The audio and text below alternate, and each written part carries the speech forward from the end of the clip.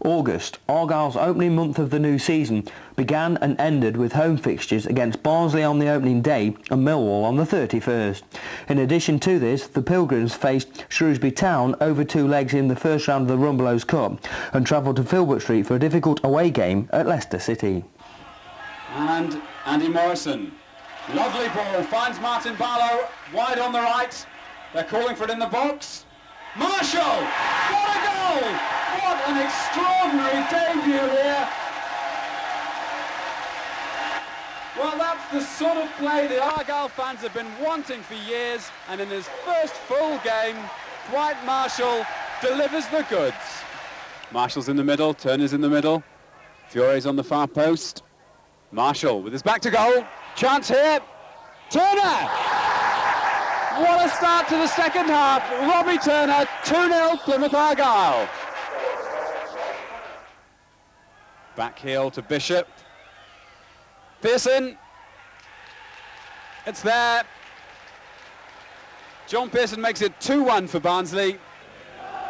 Leicester's first goal at Filbert Street was nothing less than bizarre. Midfielder Colin Gibson controversially beating the Argyle offside trap and allowing the ball to beat Rhys Wilmot all on its own before slotting home what has to be the easiest goal of his career. It certainly wasn't Wilmot's day. He seemed to have England under-21 international Paul Kitson's shot well covered in the second half, only to see it take a wicked deflection and complete the home side's 2-0 victory.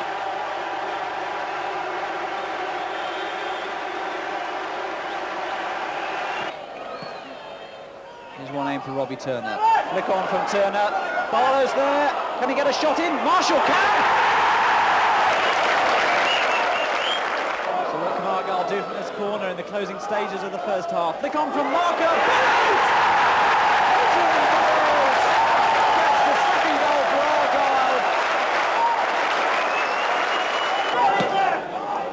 Into injury time at the end of the first half. The chase is on. Good interception, maybe a chance though for a second one. Comes off the bar.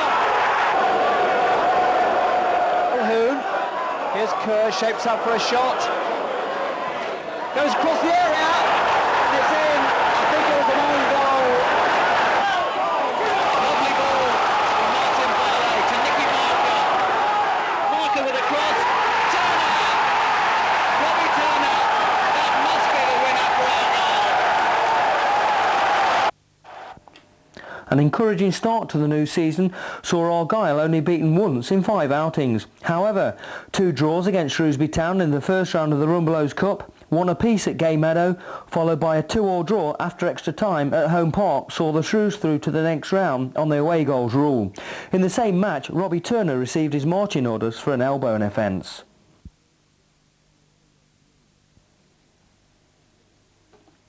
So on to September, and the Pilgrims faced the prospect of 4 away games at Newcastle, Grimsby, Southend and Oxford, and only 2 home fixtures against Charlton and Middlesbrough.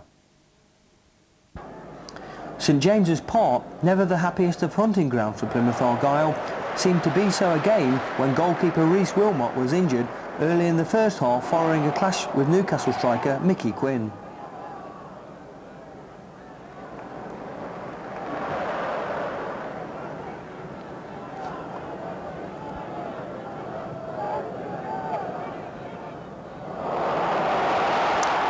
Wilmot battled on bravely until a clash with a post compounded his injury and forced him to leave the field.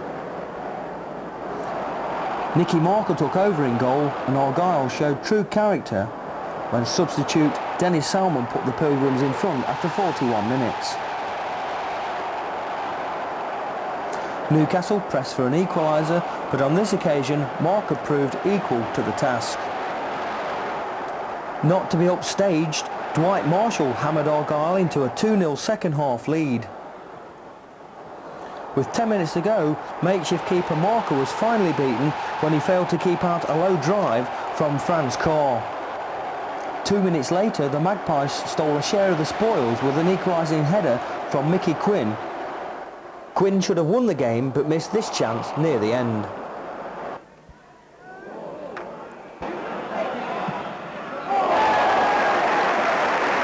Again, far post ball, nobody there. Oh, Spearing nearly found himself in trouble. And the ball hit the far post and bounced away. Turn by Nelson. Oh, they got a good return from Lieberman. Yes, no doubt about that. So it's Dan Picture, lost it home, and Charlton Athletic take the lead from the penalty spot. After Gary Nelson, the former Argyle player, had been brought down. It's Argyle 0, Charlton 1.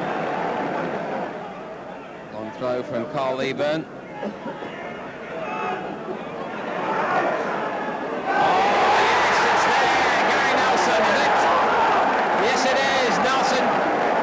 The goal, having made the first by setting up the penalty. What a game he's having.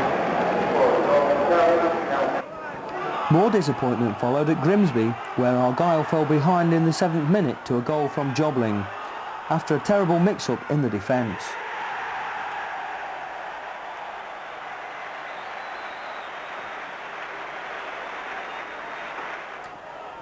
The ball was played out wide on the right. After some good work, the ball eventually came across to Jones, who put Grimsby 2 up in 58th minute, beating Walter with a firm header.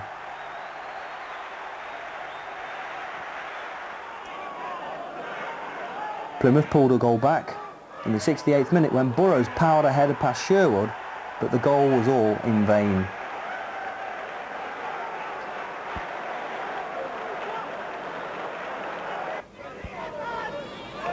As on Saturday, Argyle found themselves facing newly promoted opposition, and once again they proved prone to conceding goals. Brett Angel opening the scoring for Southend after 31 minutes. Argyle pulled level in the second half, Nicky Marker getting the flick on and Dwight Marshall scoring his 4th goal of the season. But with the game drawing to a close, Southend stole the points. Danny Salmon unable to stop Ian Benjamin getting in the match-winning shot. Southend 2, Plymouth Argyle 1. So it's Fiore with a corner. And it's there! It's there! Burrows, I think, gets the credit. Adrian Burrows, the scorer, and you've got to say Argyle thoroughly deserved that. So 3 minutes into the second half, it's the throw in there by Steve Morgan. Marshall going for the scissor kick. And it's a penalty. So it's Martin Barlow with his chance to put Argyle 2-0 in the lead. And a save by Pearce. Great save by Stephen Pearce.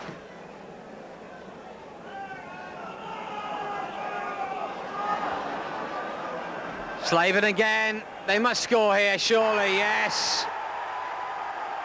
A Lee Nogan goal after 15 minutes was not the start that Argyle were looking for at Oxford. A 30-yard free kick from Morgan was saved by Vesey, and Fury made it 1-1 after 63 minutes. Marker played a good ball in, was headed out by Foster, and Barlow made it 2-1 in 84 minutes. With 3 minutes to go, Robinson played a perfect ball in for Simpson to level at 2 apiece.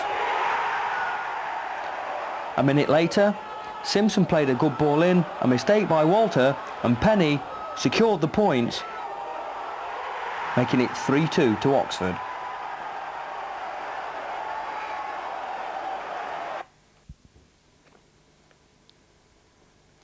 So at the end of September, Argyle had taken 2 out of a possible 18 points that were available, and were in 20th spot. I went into October with manager David Kemp looking for a vast improvement in results if the Pilgrims were to climb the 2nd division. October saw Argyle in action against Portsmouth and Millwall in the Zenith Data Systems Cup, away trips to Blackburn and Bristol Rovers in Division 2, and have home games with Swindon and Watford. All eyes were on new Blackburn manager Kenny Dalglish at Ewood Park, a rare smile as he took his seat and saw his new Chargers run riot against Argyle. Kevin Moran scored the opener before referee Terry Holbrook made the first of several controversial decisions. Robbie Turner sent off for elbowing Moran in the face. It's Turner's 2nd red card this season. Well, David Kemp claimed Rovers' 2nd goal was blatantly offside. Our angle suggests that Simon Garner was onside. The referee overruled the linesman's flag.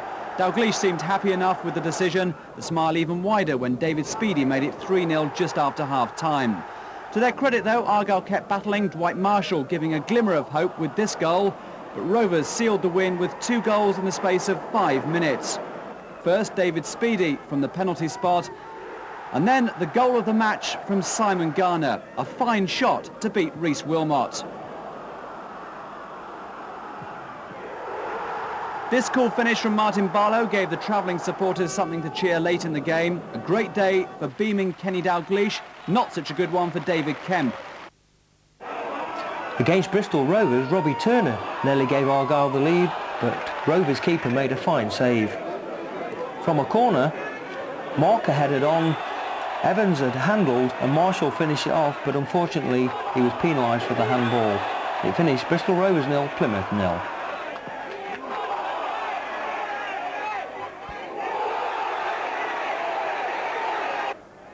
Just 2,000 fans at Home Park to see Argyle's biggest win for over 3 years. The rub of the green went Argyle's way for once, the opening goal off the chest of Mark Fiore. Steve Morgan set up the second goal with a great run through the Millwall defence. Marshall had a touch. Michael Evans and Martin Barlow both had shots saved before transfer-listed skipper Nicky Marker showed how it should be done. The second half brought the goal of the game, a left-wing free kick falling invitingly to Argyle new boy Michael Evans. And how about this for a clinical and spectacular volley? A real name for the future. Dwight Marshall's breakaway goal rounded off a great night for Argyle. 4-0 victors and a place in the last 16 of the competition for the very first time. Wembley gets a little bit closer.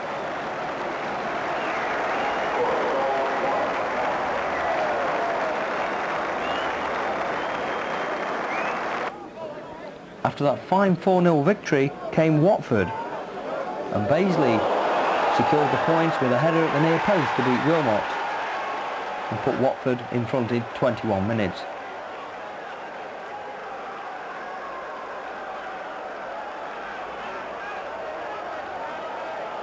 The final score, Plymouth 0, Watford 1.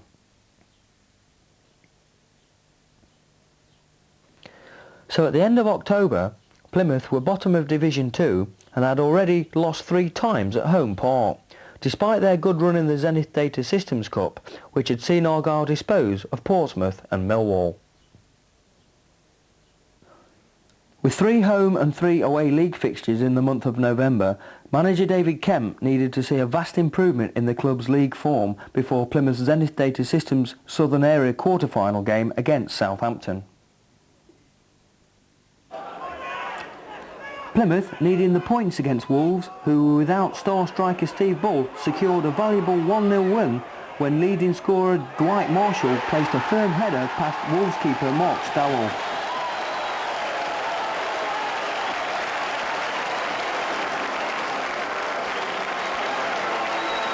Final score, Plymouth 1, Wolves 0.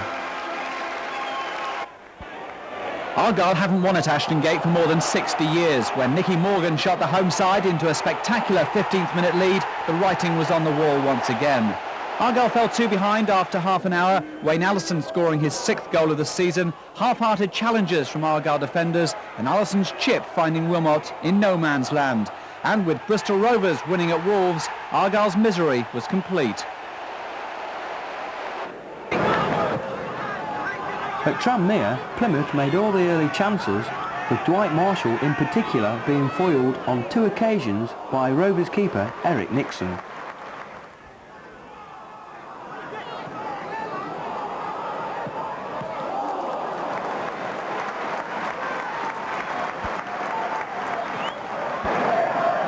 The only goal of the game came when Argyle's keeper Rhys Wilmot was judged to have brought down Rovers' leading scorer John Aldridge in the area. Aldridge took the penalty himself to secure all 3 points for Tranmere. And to make the final score, Rovers 1, Plymouth 0.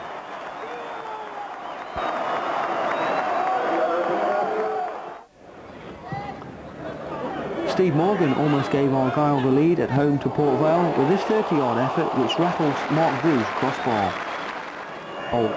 Then it was Port Vale's turn to almost open the scoring, when they really should have done better despite a marvellous reflex save from Rhys Wilmot.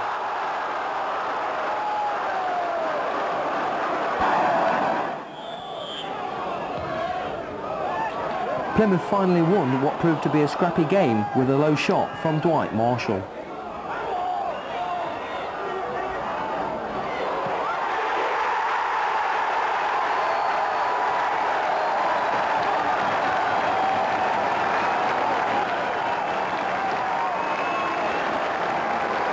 Final score, Plymouth 1, Port Vale 0.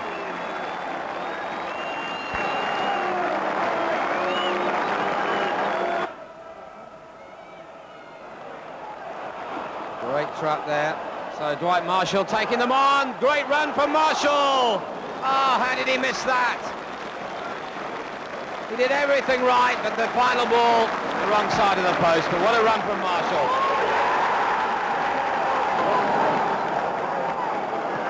Oh, what a ball forward there. John Byrne. And the shot in the end, just wide. Great break there by Sunderland.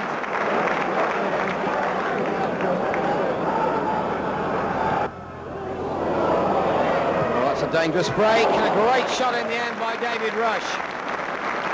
What a save though by Wilmot. And the long throw in. Turner looking for it. Scissor kick. Oh, what a good effort as well. Not back inside. And Argyle so unlucky not to score there. A lucky break there for Sunderland. Can they capitalise on it? Bracewell. Oh, a good effort from Bracewell. Tipped over by Wilmot.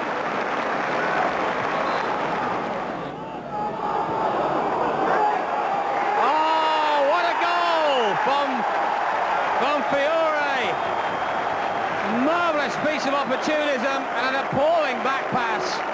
And Fiore just crept in there and knocked it past the keeper.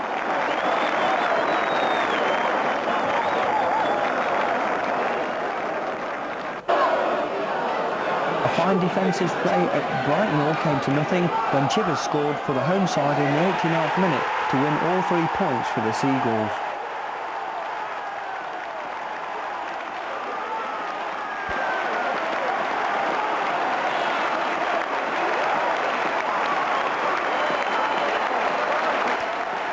That's how it finished. Brighton 1, Plymouth 0.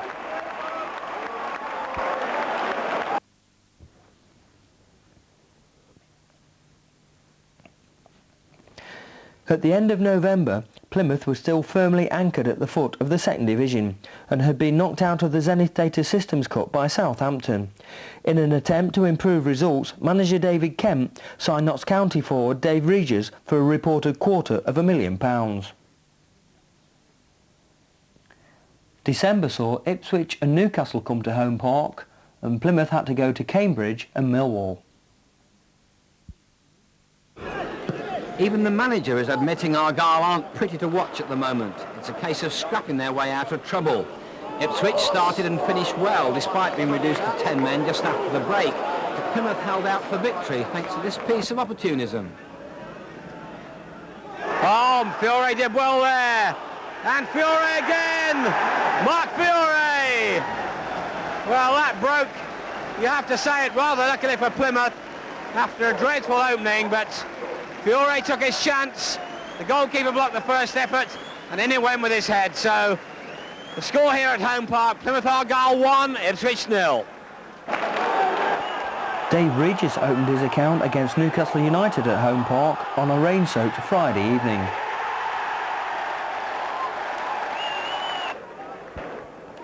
Argyle wrapped up the points when substitute Martin Barlow made it 2-0 in the second half.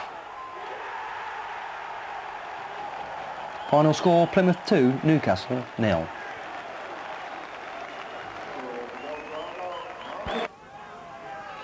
Argyle is certainly bubbling with confidence after yesterday's fine performance at tabletoppers Cambridge. Dion Dublin put the home side 1-up, but it wasn't long before fast-improving Plymouth hit back. Mark Fiore did the damage with a long cross which landed conveniently on the arm of defender Andy Fenson. No hesitation from the referee, and no hesitation either from striker come central defender Robbie Turner, who dispatched the spot kick. Cambridge looked as if they'd snatched an undeserved injury-time winner. The linesman coming to Danny Salmon's rescue when he spotted Lee Philpott in an offside position at the far post. No complaints this time from David Kemp.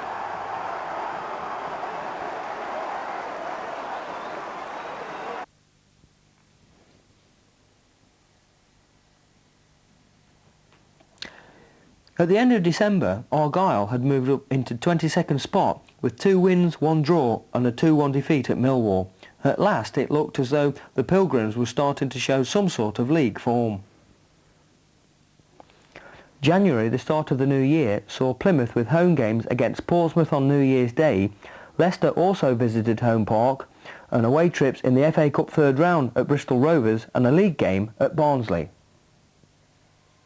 The start of yet another year at Home Park, with Plymouth hoping to extend a home run of 5 wins on the trot. There's certainly a new air of confidence in the squad since the changes at board level, but few fans could have predicted just what was to follow.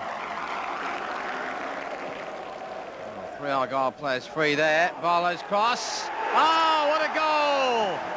Robbie Turner. And a classic goal from Argyle to wake this game up. Barlow's cross, Robbie Turner with a header. Score here, Argyle 1, Portsmouth 0.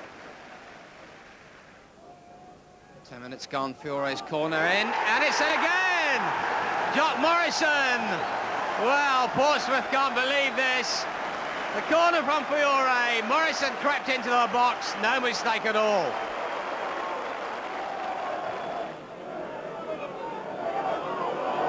Oh, he's through, and he buried it well, and Robbie Turner was completely beaten there by speed. Darryl Powell through the middle, and this is really turning out to be an extraordinary start to the new year. Marshall's through, Dwight Marshall, and the handball. Oh, what a goal! Dwight Marshall! Complete breakaway, but didn't he take that well? The goalkeeper got a hand to it, but Marshall just blitzed his way through, and that's just what Argyle needed.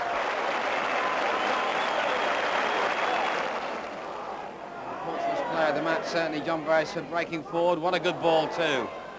Shot on here, yes, it's there by Chamberlain, and Beresford really played his part. He's had a great game. Portsmouth back in it now.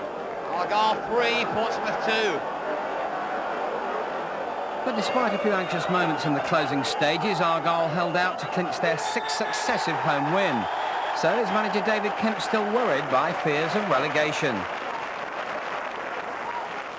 No, not at all. I mean, to be honest, we're only in the situation we are at the moment because some early season hiccups, and I think a lot of off-field stuff sort of had a lot to do with that. I think, certainly since the new chairman's come, the performances and the results have picked up tremendously, and I think if you started from when the chairman came, we'd certainly be top half of the table, and I think our results and our performances show that. It's taken by Fiore, Turner was in there, and that's a good header too! What a start! It was a dream start for Argyle, but few expected to see a carbon copy repeat just 20 minutes later. Terrible clearance. It's put Leicester defence in all kinds of trouble. The header! Yes! 2-0 then, and it should have been 3 just before the break, following this appalling back pass from Oldfield. But Fiore just couldn't believe his good luck and fluffed a golden chance. Oh, what a dreadful mistake by Oldfield! And Fiore with an open goal, tried to put it round. Plymouth should have started the second half full of confidence, but they were strangely devoid of both ideas and motivation after the break, conceding the midfield to a Leicester side who certainly made the most of it. The visitors scored their first when Robbie Turner's attempted clearance looped over his own keeper. Then they made sure of their point 15 minutes later.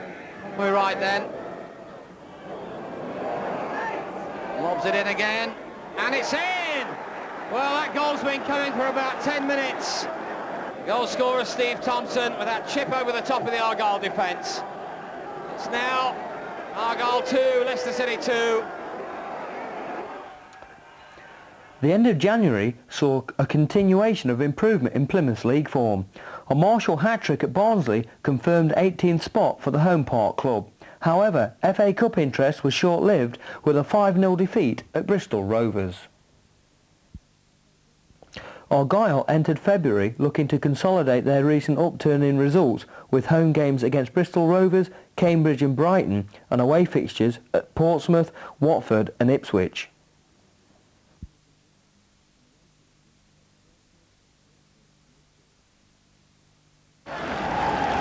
The game settled quickly into what can only be described as a stupor, with both attacks swamped by some excellent defence and little happening in midfield to change the situation. There were just 2 attacks of note in a lethargic first half. Dwight Marshall, who was being closely watched, managed to slip his marker here before setting up the chance for Dennis Salmon. And Rovers came close to scoring from this corner.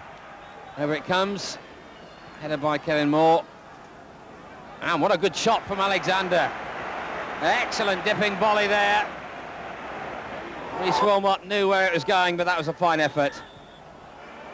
At half-time, some wag in the crowd unleashed this radio-controlled jeep in an inspired bid to pep up the proceedings. As it turned out, this was the nearest we got to anything hitting the back of the net. Argyle fullback Tony Spearing was sent off for this innocuous tackle on Ian Alexander. The day's misery was complete. 0-0 then, and Argyle have yet to make that giant leap away from the relegation zone. And yet it could have been very different this morning had Argyle managed even a draw, or if this Andy Morrison effort had gone in, a win. They would have leapt up the table and apparently been out of danger. Instead, in a dismal game, it was to be fellow strugglers Watford who got the rub of the green. Luther Blissett getting the winner from the corner after 68 minutes. Watford 1, Plymouth Argyle 0. A bleak night at Home Park with the mist and rain swirling in on a miserably small crowd of just over 4,000. Once again, and despite the injection of new funds, Plymouth find themselves with their backs against the wall. So a corner for Cambridge with 13 minutes gone. Far post ball. Is it there? Yes, it is. I think that was the number 10, Richard Wilkins, who got the final touch. The corner came over and all the boots went in. In fact, the number 7, Michael Cheatham's been congratulated, but a confusing goal, but a goal it is all the same. Argyle 0, Cambridge 1. Well, that was virtually the last we saw of a poor Cambridge side. The rest of the match, it was all one-way traffic. Robbie Turner desperately unlucky there. Minutes later, a repeat performance from the corner. Turner jumps again. This time it's Argyle's new Dutchman, Eric van Russum, so nearly on target. And it was the same after the break. Fiore. I went behind the 3 strikers, but it's David Smith here on his left foot. What a good try by Smith. Hit the bar. Desperately unlucky there, Plymouth Argyle. But a great effort from David Smith. And so it went on. The Cambridge goal was under siege right up to the final whistle. But somehow the visitors' keeper, John Sheffield, managed to get himself in the right place at the right time. It was all too much to bear for David Kemp, who was given the red card for sharing a few choice words with the linesman. An unhappy night for the Argyle boss, but he remains buoyant. We've got a half-decent team. You've just seen the team play. You know yourself it's a good team. We've been in worse situations than this in my time here. The team's been much worse than it is now. We've stayed up. We'll stay up. Don't push the panic button. We're not going to. We've got a decent team.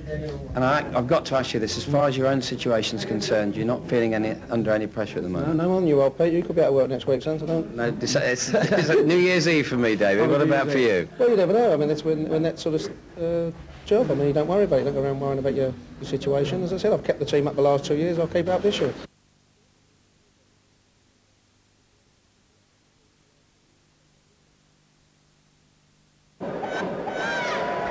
The high-profile appearance of caretakers Alan Gillette and Gordon Nisbet before the game was proof enough of a change in style at Home Park.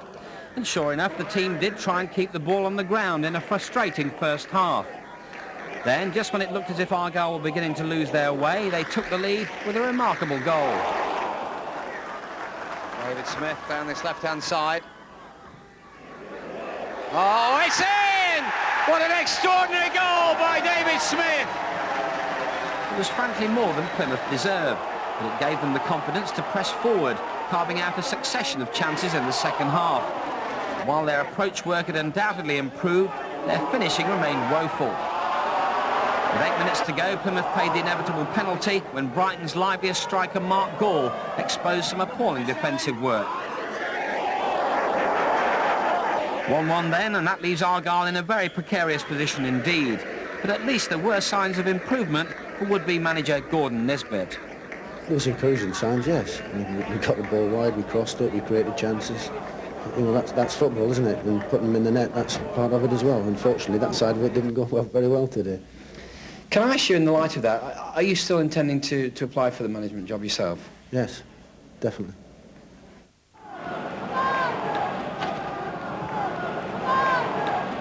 As Kiwomya gets forward, him a chance. Kiwomya in there. And there's an injury there, which is worrying the officials. The long ball forward, a bounce, and a nice touch on by Dazelle, and Kiwomya's away. The collision between Turner and the goalkeeper Wilmot, and serious problems here for Plymouth. Johnson holding it up well. Johnson going for the return. This is good play by Ipswich, and this could finish it off. It has. It's Steve Whitten.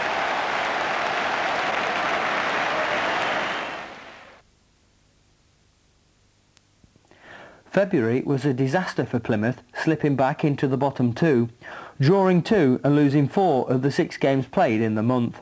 The club was managerless after the departure of manager David Kemp. Alan Gillett and Gordon Nesbitt took over in a caretaker capacity. Robbie Turner's broken leg meant a premature end to his season.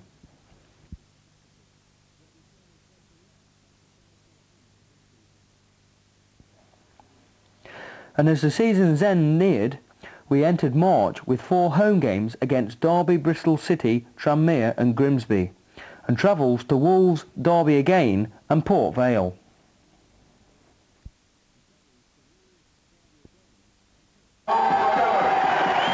If the pre-match reaction to Argyle's new management team is anything to go by, it certainly looks as if the board have made an inspired choice. Shilton and McGovern got a tremendous response from a near 9,000 crowd, and in the early stages of the match it looked for a time as if that magic would rub off on the players. Dave Regis was desperately unlucky with this dipping lob, and it was Derby who made the first breakthrough. Oh, this is a good run. Could be a goal on here, and he buries it beautifully. Paul Simpson. That's a very good goal for Derby. They caught the Argyle defence square, and that was beautifully put away. So the score here, Argyle 0, Derby 1. So the corner here. It's a long one. Morrison on the far end of it. Garner. On to Morrison. Good try. What a goal! What an excellent goal by Morrison. And Argyle hit back. Tremendous stuff. 1-1. A superb equaliser then from Plymouth, but the second half didn't go quite to plan, with Shilton clearly wanting more width from his side. Derby came near to a winner when Simpson set up a perfect chance for Gabbiadini, but the striker blazed wide. And Argyle could have sewn up the 3 points themselves with this late effort from Kevin Hodges. 1-1 it stayed, and with results going against them, Plymouth find themselves second from bottom of the table. It's all about performance. There's still plenty of matches left, etc. So we're not too bothered about the table. You know, if you asked me that with about 5 games to go, I might say, yeah, I'm looking at it. What about Reece Wilmot? Is he going to be playing on Tuesday? Yeah, I told him that if he did what I thought was his job, which I think he did, he didn't have a lot to do, which was credit to our defence. No, he'll be in the side, and obviously we'll take it from there. Argyle will be desperate for a win after this disappointment in the Midlands on Saturday. Plymouth found themselves under the cosh in the early stages, with Wolves striker Steve Bull after yet another goal-scoring record. The Plymouth defence looked distinctly shaky, Nicky Marker's mistake nearly leading to a Wolves goal here. But once again, Reece Wilmot was doing his best to keep that number 1 shirt. Wolves finally broke through in the 71st minute, with a shot out of the blue from skipper Mark Venus following a neat 1-2 move past the square Plymouth defence. In slow motion, Wilmot is somewhat at fault, but he's surely done enough to convince the scouts he's worth £200,000 of anybody's money.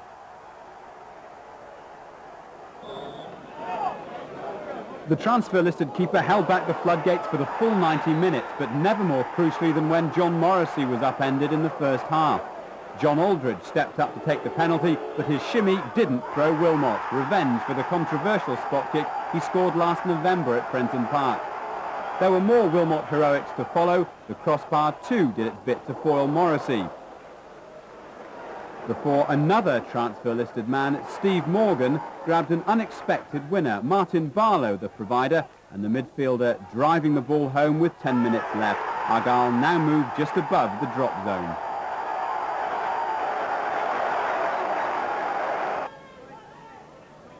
Peter Shilton's return to the club he left 3 weeks ago was always going to be an ordeal, and keeper Reece Wilmot found himself the busiest man in an Argyle shirt.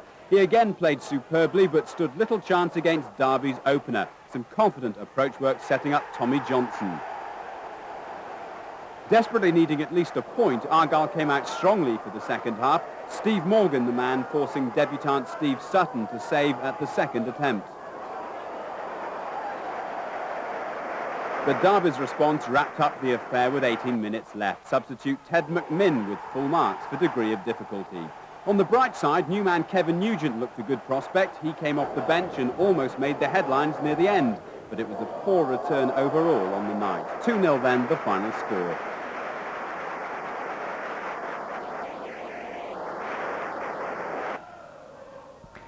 In a dire relegation battle, Ray Walker scored the only goal of the game from the penalty spot after being brought down in the 1-0 defeat at Port Vale.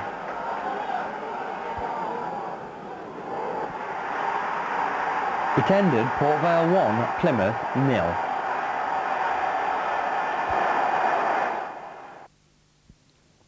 Despite the appointment of former England goalkeeper Peter Shilton as the new manager, Argyle only managed to record 2 wins and 1 draw out of the 7 games played in March, and were third bottom with a mere 41 points from 38 games played. In an attempt to stave off relegation, Shilton signed forward Kevin Nugent from Leyton Orient and the experienced Steve McCall from Sheffield Wednesday.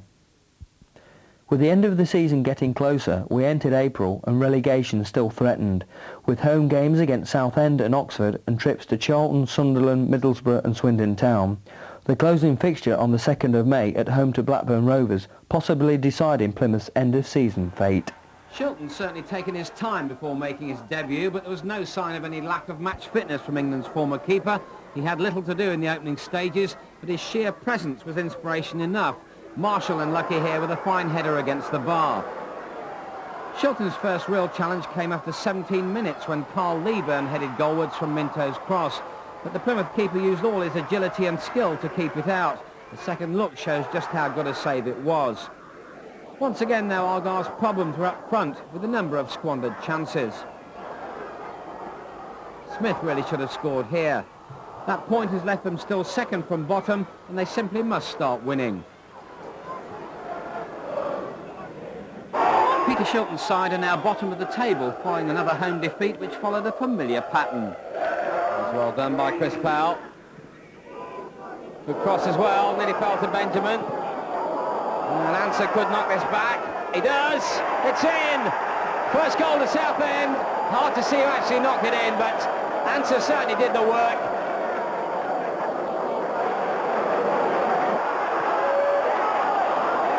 Oh, that's brilliant from David Smith. Shoots. Oh, what a chance. Smith going well there. He's having a real stormer of a first half.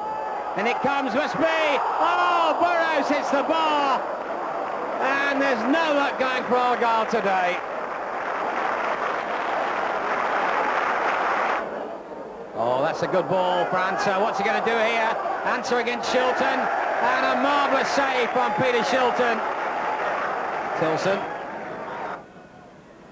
Southend score now, that'll be it. Oh, good goal, yes. And a beautifully worked goal there.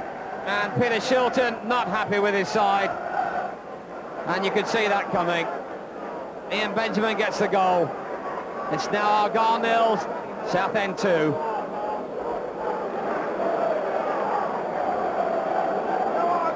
Dave Smith with 15 minutes gone. With the corner, the header's gone in. It's Andy Morrison has put Plymouth Argyle in the lead. 20 minutes gone, Oxford looking to get back into this game. Here's a chance. Oh, chipped over by Shilton. Beautifully done. Joey Beecham in with a shot, and Shilton still at his best. Shilton couldn't stop the equaliser 4 minutes later, but Argyle hit back straight away and never let up. Well, Garner's with him unmarked. Good back heel. Garner, marker, opening. What a beautiful goal from the captain. Well, what a game this is turning into. Danger's not cleared though for Oxford. Lee could have another chance. He does. He turns. Lee! Well, what a save by Vasey. Well, Argyle opened the scoring in the first half from a corner from Smith. Here's another one. It's in there. Dave Lee gets his head to that. And it's 3-1 to Plymouth Argyle. If that didn't wrap it up, the sending off of Jim McGilton for dissent certainly did. 3-1 the final score, leaving the management duo well satisfied. Yes, I think we fully deserved to win today. I mean, I think we possibly might have had 1 or 2 more goals today.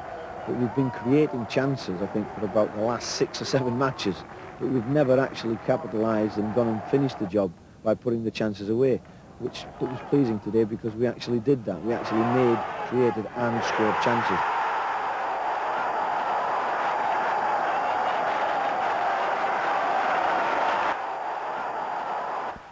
A good early save from Peter Shilton kept Argyle in the game at Swindon Town, but a 26-minute header from the Robin centre-half Taylor was enough to sink the Pilgrims at the county ground. The final score, Swindon 1, Plymouth 0. He's made a real impact since he moved into midfield. And that's a great ball here to David Smith. It's gone in! Bobby Mims with a mistake. That won't worry David Smith at all. Henry. We're now playing stoppage time at the end of the first half. Speedy! It's 1-1! Played more than 3 minutes of stoppage time at the end of the first half. Sellers chips it back in. Shilton stretching. They all miss it. And it's got in again. David Speedy scores his second goal in the space of 2 minutes. Plymouth must come back into this one if they're going to stay in Division 2. Speedy's on his way here for Blackburn. He's on his hat-trick. He beats Peter Shilton. And that could be the goal which sends Plymouth down. We've got 1 or 2 pluses in the younger players that have come in and done quite well. So no, let's look positively. It's a disappointment now and will be for a few weeks. But we've got to get cracking next season and make sure we're not too long in the 3rd division.